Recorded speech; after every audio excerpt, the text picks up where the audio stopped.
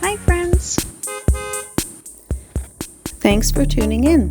If you like this video, please give it a like, comment below, and take a moment to subscribe to our channel.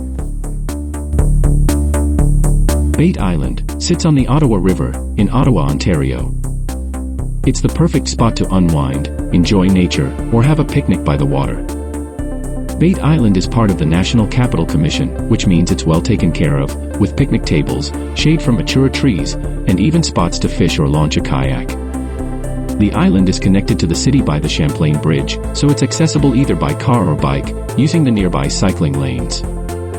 From here, you can see the river's rushing rapids and enjoy both sunrise and sunset.